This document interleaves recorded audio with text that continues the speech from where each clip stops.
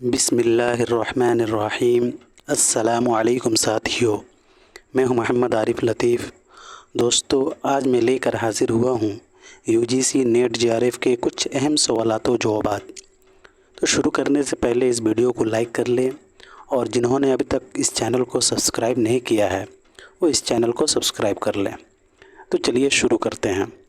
آج کا پہلا سوال ہے، باغ و بہار کو اردو زبان کے لیے بیش بہا اضافہ کس نے قرار دیا تھا؟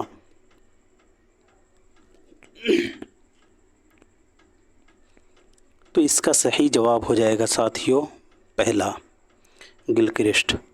باغ و بہار کو اردو زبان کے لیے بیش بہا اضافہ گلکرسٹ نے قرار دیا تھا۔ باغ و بہار میر امن کی تخلیق ہے۔ میر امن کی پیدائش 1732 عیسوی کو دہلی میں ہوئی تھی اور وفات 1808 عیسوی کو لکھنؤ میں۔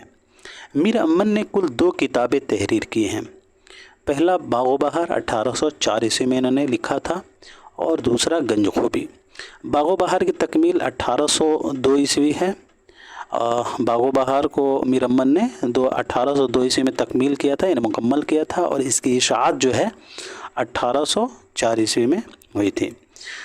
گنج خوبی میر امن کی یہ تخلیق جو ہے، گنج خوبی، یہ واعظ حسین کاشفی کی فارسی کتاب اخلاق محسنی کا اردو ترجمہ ہے، لیکن UGC کے مطابق جو ہے وہ انوار سہیلی کا ہے۔ UGC جو ہے انوار سہیلی کا ترجمہ مانتا ہے۔ یاد رہے دوستو کہ گنج خوبی جو ہے یہ واعظ حسین کاشفی کی فارسی کتاب اخلاق محسنی کا ترجمہ ہے، لیکن UGC کے مطابق جو ہے انوار سہیلی کا ہے۔ باغ و بہار میر امن کی طبعزات داستان نہیں ہے، بلکہ یہ میر محمد حسین عطا خان تحسین کی نو طرز مرصع سے ماخوذ ہے، جو فارسی قصہ چہار درویش کا آزاد ترجمہ ہے۔ باغ و بہار میں دلی کی معاشرت پیش کی گئی ہے۔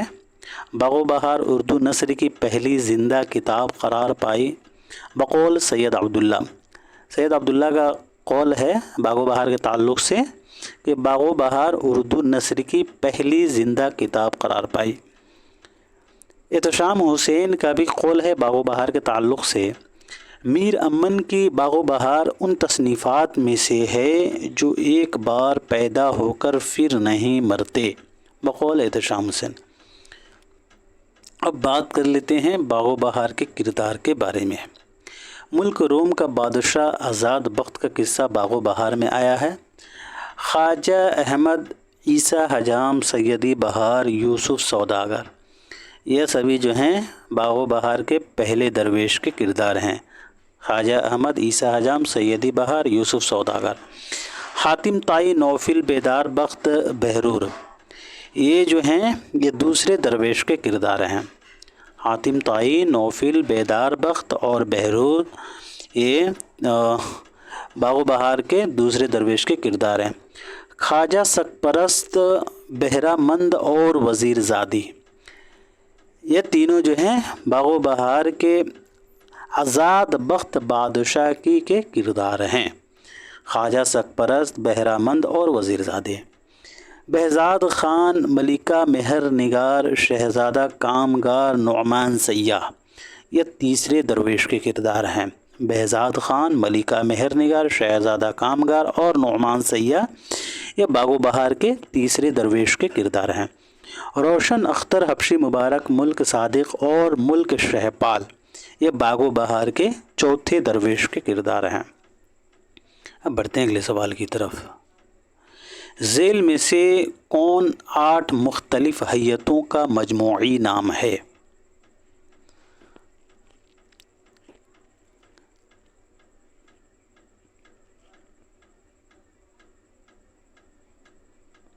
تو اس کا صحیح جواب ہو جائے گا ساتھیو دوسرا، یعنی مسمن۔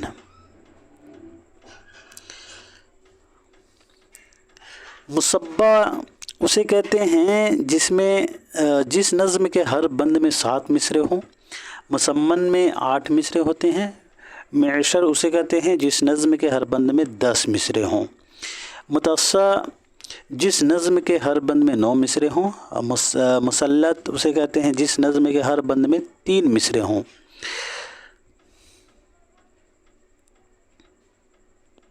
مربع اسے کہتے ہیں جس کے ہر بند میں 4 مصرے ہوں.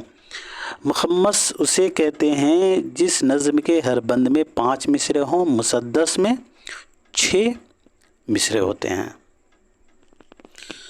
اور مربع میں 4 مصرے ہوتے ہیں.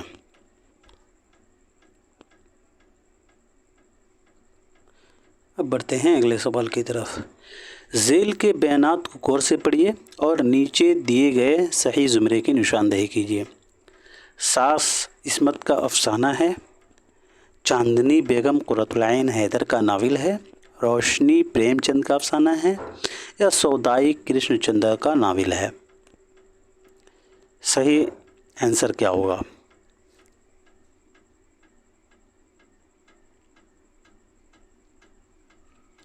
تو اس کا صحیح جواب ہو جائے گا ساتھیوں سودائی کرشن چندر کا ناول ہے. چوتھا نمبر اس کا صحیح جواب ہو جائے گا.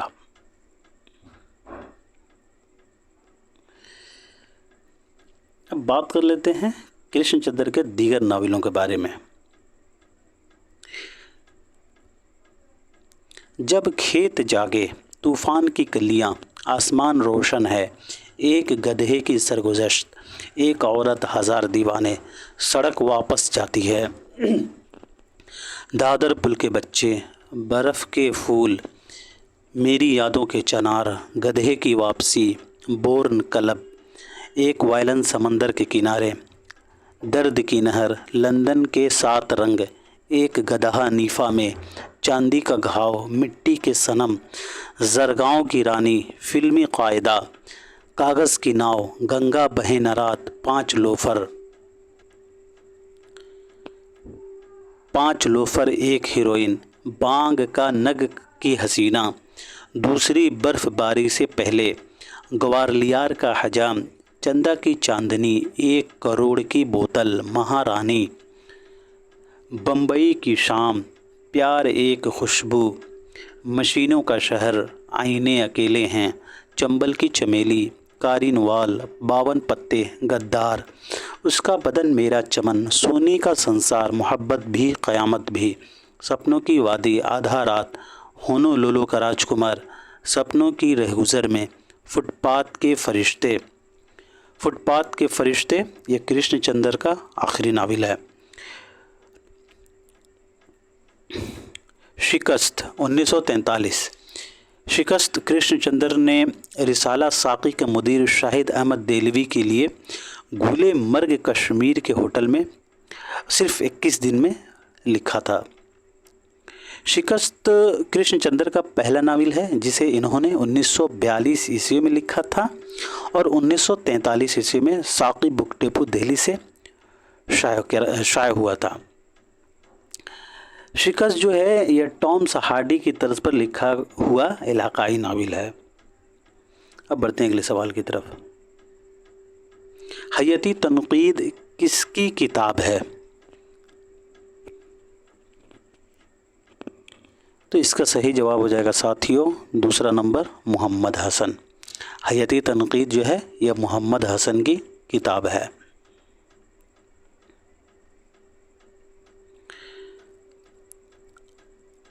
حیاتی اور ادبی تنقید یہ دونوں کتابیں جو ہیں محمد حسن کی ہیں. نئی تنقید یہ جمیل جالبی کی ہے.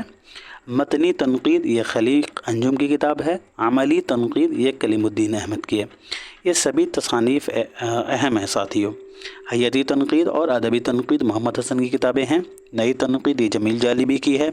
متنی تنقید خلیق انجم کی ہے. عملی تنقید کلیم الدین احمد کی کتاب ہے. ادبی تحقیق مسائل اور تجزیہ یہ رشید حسن خان کی تحقیقی کتاب ہے اور یہ 2 حصوں پر مشتمل ہے. ادبی تحقیق مسائل اور تجزیہ. اب بڑھتے ہیں اگلے سوال کی طرف. کس مثنوی میں ہیروئن خودکشی کر لیتی ہے؟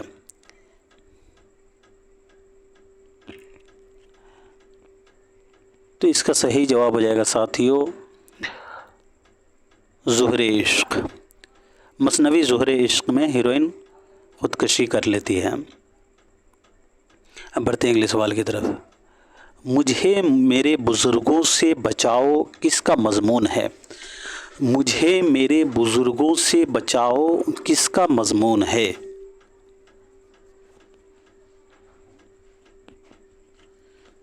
تو اس کا صحیح جواب ہو جائے گا ساتھیوں پہلا، سجاد حیدر یلدرم۔ مجھے میرے بزرگوں سے بچاؤ، یہ سجاد حیدر یلدرم کا مضمون ہے۔ سجاد حیدر یلدرم کی پیدائش 1880 عیسوی کو نہٹور ضلع بجنور میں ہوئی تھی اور وفات 1943 عیسوی کو لکھنؤ میں۔ ان کا قلمی نام خانی خان یلدرم مسٹر شورلری علیگ تھا۔ سجاد حیدر یلدرم کا قلمی نام خانی خان یلدرم اور مسٹر شورلری علیگ تھا۔ سجاد حیدر یلدرم کے والد کا نام سید جلال الدین تھا۔ مجھے میرے بزرگوں سے بچاؤ سجاد حیدر یلدرم کا مضمون ہے جو ان کے افسانوی مجموعہ خیالستان میں شامل ہے۔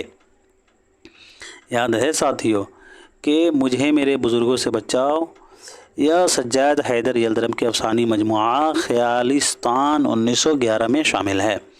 اس مجموعہ میں یعنی خیالستان میں 14 افسانے شامل ہیں۔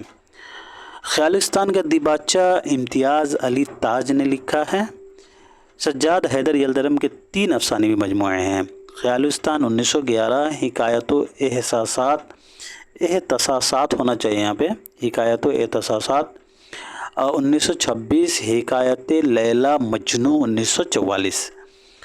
خیالستان 1911 میں شامل افسانے اور مضامین خارستان، صحبت ناجنس، نکاح ثانی، سودائے سنگین، مجھے میرے دوستوں سے بچاؤ، اس دیواج محبت، چڑیا چڑے کی کہانی، حضرت دل کی سوانی عمری، حکایت لیلا مجنوں، غربت وطن، خارستان و گلستان، مرزا فویا علی گڑھ کالج میں، دوست کا خط، اگر میں صحرا نشیں ہوتا، سیل زمانہ، یہ سبھی جو ہیں خیالستان میں شامل ہیں۔ اب بات کر لیتے ہیں یلدرم کے ناول کے بارے میں۔ ہما خانم، ثالث بالخیر، زہرہ، مطلوب حسینہ اور آصیب الفت، یہ سبھی جو ہیں سجاد حیدر یلدرم کے ناول ہیں۔ ہما خانم، ثالث بالخیر، زہرہ، مطلوب حسینہ اور آصیب الفت۔ اب بڑھتے ہیں اگلے سوال کی طرف۔ مضمون آمد میں آورد رشید احمد صدیقی کی کس کتاب میں شامل ہے؟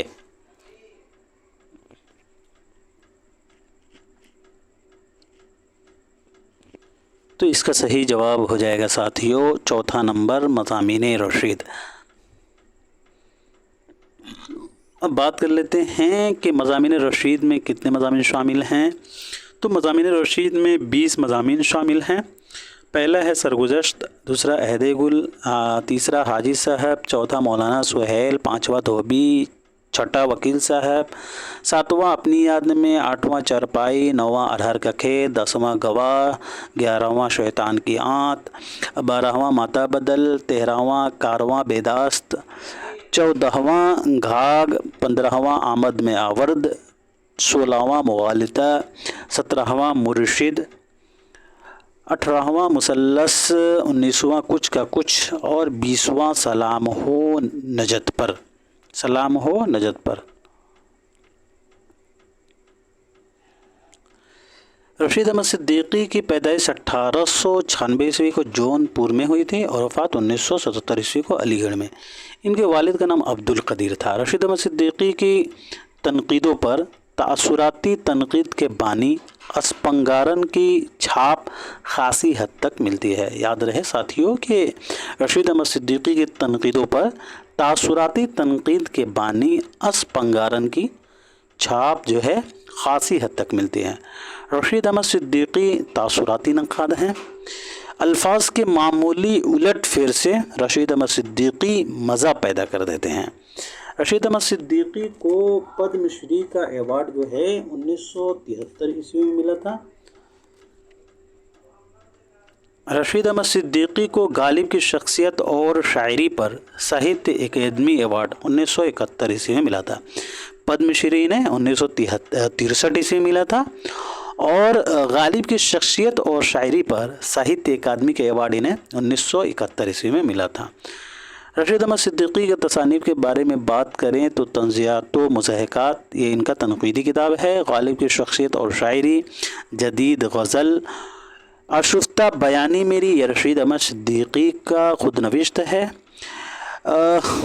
گنج ہائے گرامایا، گنج ہائے گراما یہ رشید احمد صدیقی کا پہلا خاکوں کا مجموعہ ہے، جس میں 16 خاکیں ہیں۔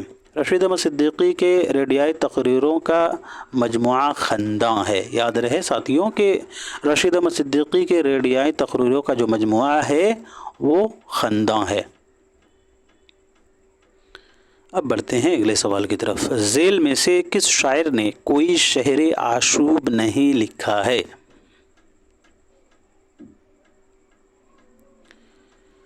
تو اس کا صحیح جواب ہو جائے گا دوستو دوسرا نمبر، یعنی خواجہ میر درد۔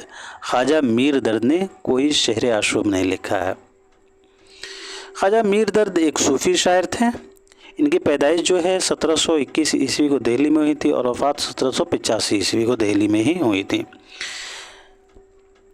بقول خواجہ میر درد، شاعری کوئی ایسا کمال نہیں ہے کہ آدمی اپنا پیشہ بنا لے اور ناز کرے۔ خواجہ میر درد کے دیوان کو وحید قریشی صاحب نے مرتب کیا ہے۔ اب بڑھتے ہیں اگلے سوال کی طرف۔ شیخ برہان الدین کس افسانے کا کردار ہے؟ یہ سوال پہلے بھی آ چکا ہے۔ اس کا صحیح جواب ہو جائے گا ساتھیوں، میری موت۔ افسانہ میری موت خواجہ احمد عباس کا مشہور افسانہ ہے، جس کا موضوع فسادات ہے۔ میری موت افسانہ پہلے سردار جی کے نام سے شائع ہوا تھا۔ میری موت افسانے کے اہم کردار شیخ برہان الدین اور غلام رسول ہیں۔ فسادات پر لکھے گئے افسانوں میں خواجہ احمد عباس کا افسانہ اجنتا، میجر رفیق مارا گیا، انتقام، اردو، واپسی کا ٹکٹ، شکر اللہ کا، اور میری موت وغیرہ ہیں۔ اب بڑھتے ہیں اگلے سوال کی طرف۔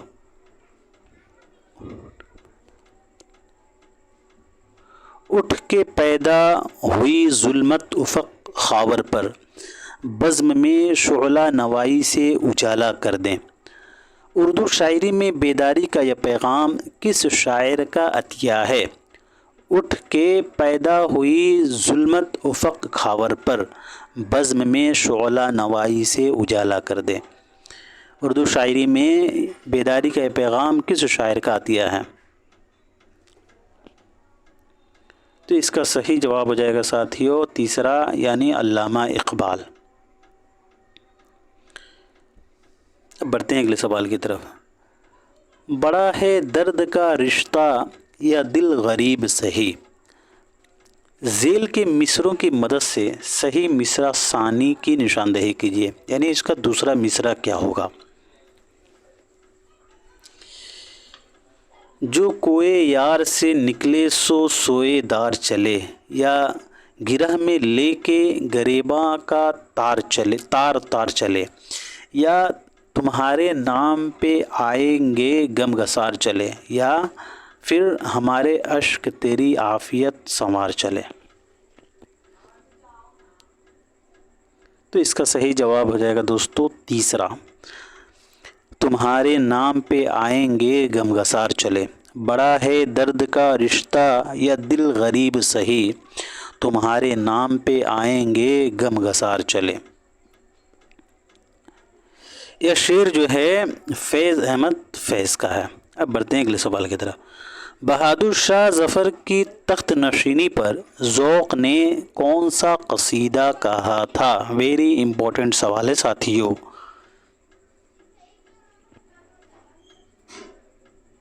تو اس کا صحیح جواب ہو جائے گا دوستو دوسرا، ہے آج یوں خوش نما سحر رنگ شفیق۔ بہادر شاہ ظفر کی تخت نشینی پر شیخ ابراہیم ذوق نے یہ قصیدہ کہا تھا، ہے آج یوں خوش نما سحر رنگ شفیق۔ زہ نشاط اگر کیجئے اسے تحریر، آیا ہوں خامے سے تحریر نغمے جائے سریر۔ یہ شعر بہادر شاہ ظفر کے بیماری سے صحت یابی کے وقت لکھا ہوا ہے۔ اس مدحیہ قصیدے میں 3 مطلع اور 100 اشعار ہیں اور یہ داخل نصاب قصیدہ ہے۔ ہیں میرے آبلائے دل کے تماشا گوہر میں 2 مطلع اور 72 اشعار ہیں۔ شیخ محمد ابراہیم ذوق کی پیدائش 1789 عیسوی کو دہلی میں ہوا تھا۔ یہ بھی داخل نصاب ہے دوستو۔ ہیں میرے آبلائے دل کے تماشا گوہر اور زہ نشاط اگر کیجئے اسے تحریر۔ شیخ محمد ابراہیم ذوق کی پیدائش جو ہے 1789 عیسوی کو دہلی میں ہوئی تھی اور وفات 1854 عیسوی کو دہلی میں ہے۔ ان کے والد کا نام شیخ محمد رمضان تھا۔ شیخ محمد ابراہیم ذوق کو خقانی ہند کا خطاب اکبر شاہ ثانی نے دیا تھا۔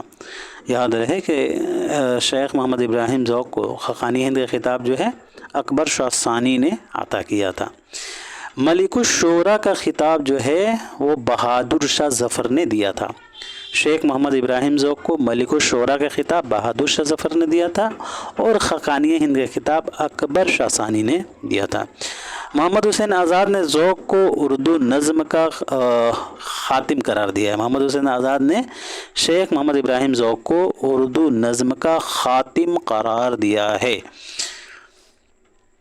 سید احمد خان کا قول ہے شیخ محمد ابراہیم ذوق کے تعلق سے، مرزا محمد رفیع سودا کے بعد قصیدہ گوئی میں شیخ محمد ابراہیم ذوق کا نمبر ہے، مگر ان دونوں شاعران نامی میں پہاڑ اور ٹیلے کا فرق ہے۔ یہ قول جو ہے امداد امام اثر کا ہے۔ امداد امام اثر کا یہ قول ہے کہ مرزا محمد رفیع سودا کے بعد قصیدہ گوئی میں شیخ محمد ابراہیم ذوق کا نمبر ہے، مگر ان دونوں شاعران نامی میں پہاڑ اور ٹیلے کا فرق ہے۔ سید احمد خان کا قول یہ ہے کہ غزل اور قصائد سے دفتر ہے اور ہر شعر انتخاب ہے۔ یہ قول جو ہے سید احمد کا ہے، غزل اور قصائد سے دفتر ہے اور ہر شعر انتخاب ہے۔ پہاڑ اور ٹیلے کا فرق، یہ قول جو ہے امداد امام اثر کا ہے۔ غزل اور قصائد سے دفتر، یہ جو ہے یہ قول جو ہے سید احمد خان کا ہے شیخ محمد ابراہیم ذوق کے تعلق سے۔ اب بڑھتے ہیں اگلے سوال کی طرف۔ لسانیات کے زاویے سے لفظ کے معنوی مطالعے کے کل کتنے پہلو ہو سکتے ہیں؟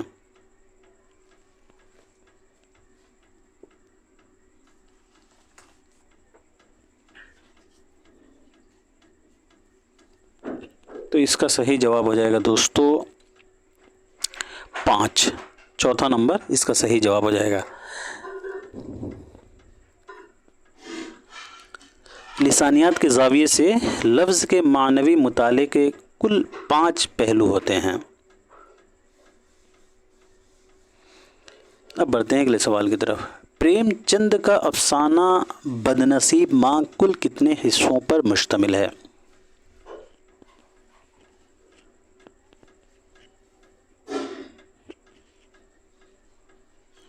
تو اس کا صحیح جواب ہو جائے گا 7۔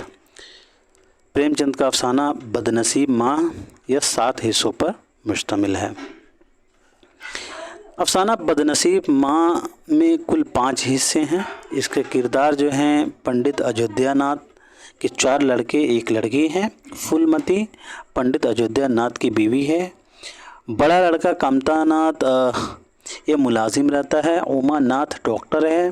دیا ناتھ BA فیل ہے۔ ستیا ناتھ لڑکی کملا، لڑکی کی شادی پنڈت دین دیال سے ہوتی ہے۔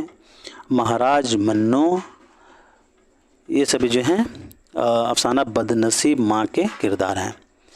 افسانوی مجموعہ واردات میں شامل ہے افسانہ بدنصیب ماں۔ افسانہ بدنصیب ماں جو ہے یہ افسانوی مجموعہ واردات میں شامل ہے اور واردات جو ہے داخل نصاب ہے۔ اب بڑھتے ہیں اگلے سوال کی طرف۔ قطب شاہ اور مشتری کے درمیان کٹھن منزلیں کس کی رہنمائی میں طے پائی ہے؟ قطب شاہ اور مشتری کے درمیان کٹھن منزلیں کس کی رہنمائی میں طے پاتی ہے؟ تو اس کا صحیح جواب ہو جائے گا دوستو عطارد، تیسرا نمبر اس کا صحیح جواب ہو جائے گا۔ اب بات کر لیتے ہیں قطب مشتری کے بارے میں۔ قطب مشتری یہ گولکنڈہ کی پہلی تبازات مثنوی ہے۔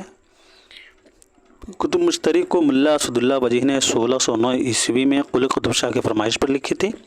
ملا وجیح نے قطب مشتری کو 12 دن میں لکھا تھا اور اس مثنوی کے کردار بھی 12 ہیں۔ مولوی عبدالحق نے قطب مشتری کو سب سے پہلے مرتب کیا تھا اور 1938 یا 39 عیسوی میں انجمن ترقی اردو سے شائع کروایا تھا۔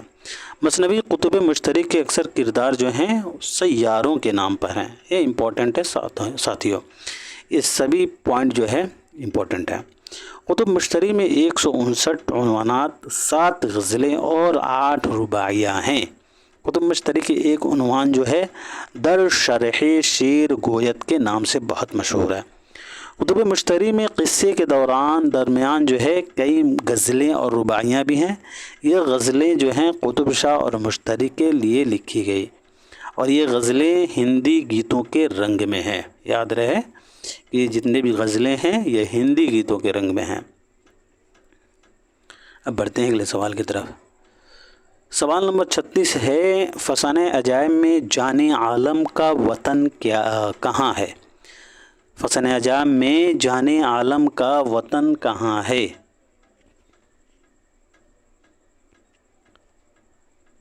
تو اس کا صحیح جواب ہو جائے گا ختن۔ فسانہ عجائب میں جان عالم کا وطن جو ہے وہ ختن رہتا ہے۔ فسانہ عجائب تبازات داستان ہے جو 1824 عیسوی میں لکھی گئی اور پہلی بار 1843 عیسوی میں شائع ہوئی تھی۔ رجب علی بیگ سروری نے فسانہ عجائب کو حکیم اسد علی خان کی فرمائش پر کانپور میں 1824 عیسوی میں لکھا تھا۔ رجب علی بیگ سرور کی پیدائش جو ہے 1786 عیسوی کو لکھنؤ میں ہوئی تھی اور وفات 1869 عیسوی کو بنارس میں۔ فسانہ عجائب کی عبارت انتہائی پرتکلف، نہایت پیچیدہ اور مقفع مسجع کے ہیں۔ رجب علی بیگ سرور نے فسانہ عجائب کے متن میں 18 بار تبدیلیاں کی ہیں۔ میر امن کے باغ و بہار کے جواب میں رجب علی بیگ سرور نے داستان فسانہ عجائب لکھی تھی۔ یاد رہے ساتھیوں کہ میر امن کے باغ و بہار کے جواب میں رجب علی نے فسانہ عجائب لکھی تھی۔ بادشاہ نصیر الدین حیدر کے دربار میں رجب علی بیگ سرور نے فسانہ عجائب کو پیش کیا تھا۔ فسانہ عجائب کے کردار فیروز بخت جو ملک کے ختن قسمت آباد کا بادشاہ تھا اور جان عالم کا باپ۔ انجمن آرا یہ فسانہ عجائب کی ہیروئن ملک زر نگار کی شہزادی اور جان عالم کی محبوبہ ہے۔ ماہ طلعت جس سے شہزادہ جان عالم کی شادی 14 سال کی عمر میں ہی ہوئی تھی۔ شہزادی منڈی یا پسر مجستن کی محبوبہ ہے۔ مہر نگار یہ فسانہ عجائب کا سب سے کامیاب اور جاندار کردار ہے۔ یاد رہے دوستوں کہ مہر نگار جو ہے یہ فسانہ عجائب کا سب سے کامیاب اور جاندار کردار ہے۔ اب بڑھتے ہیں اگلے سوال کی طرف۔ ذیل میں سے کس نے مہذب ہونے کے لیے اپنی روایت کی پاسداری کو ضروری تصور کیا ہے؟ ویری امپورٹنٹ سوال ہے ساتھیوں۔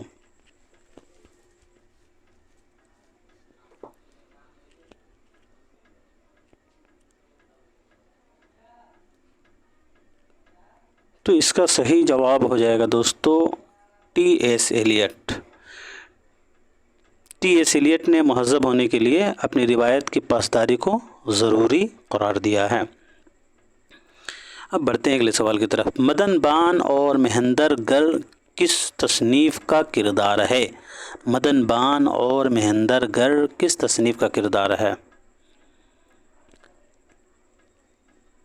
تو اس کا صحیح جواب ہو جائے گا دوستو رانی کیتکی کی کہانی۔ مدن بان اور مہندر گر جو ہے یہ کردار رانی کیتکی کی ہیں۔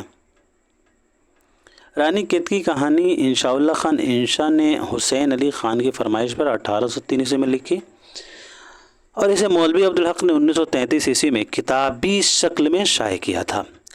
انشاءاللہ خان انشا کا مشہور قول ہے رانی کیتکی کی کہانی کے تعلق سے، یہ وہ کہانی ہے جس میں ہندی چھٹ کسی اور بولی کا میل ہے نہ پٹ۔ انشا کی پیدائش جو ہے 1752 عیسوی کو مرشید آباد میں ہوئی تھی اور وفات 1817 عیسوی کو مرشید آباد میں ہی ہوئی تھی۔ انشاءاللہ خان انشا آصف الدولہ کے زمانے میں لکھنؤ گئے تھے۔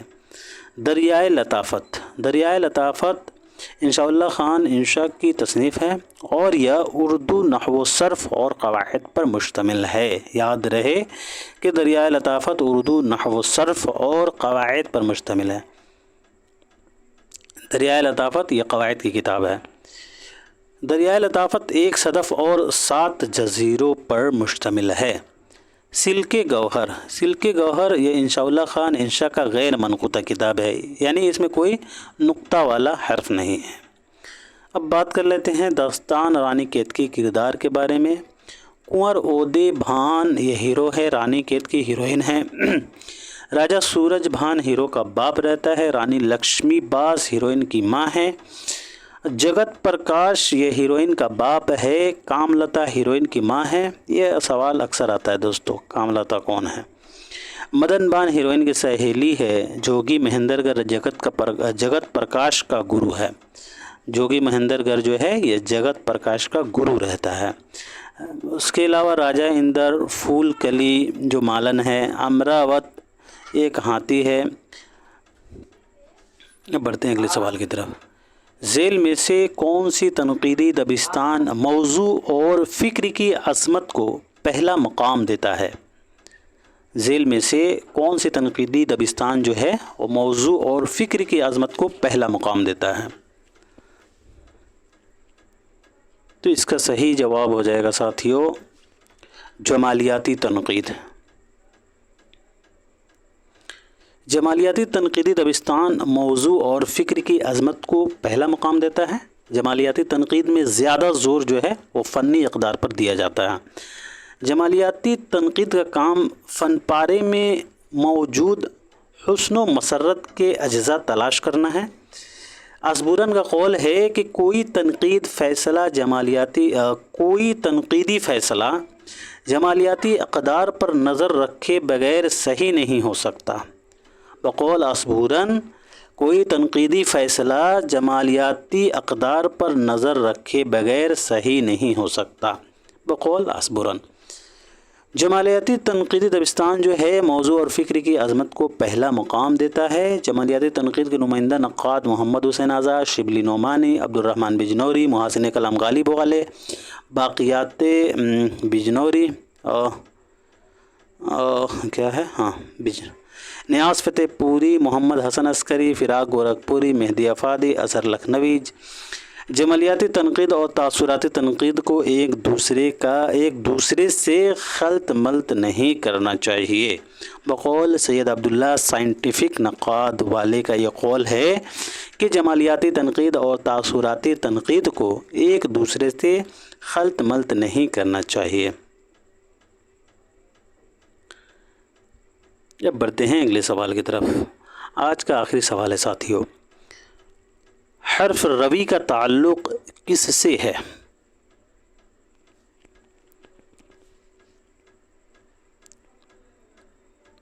تو اس کا صحیح جواب ہو جائے گا دوستو چوتھا، یعنی قافیہ۔ حرف روی کا تعلق جو ہے وہ قافیہ سے ہے۔ تو دوستو آج کے لیے اتنا ہی رکھتے ہیں، ملتے ہیں اگلے کلاس میں، تب تک کے لیے خدا حافظ۔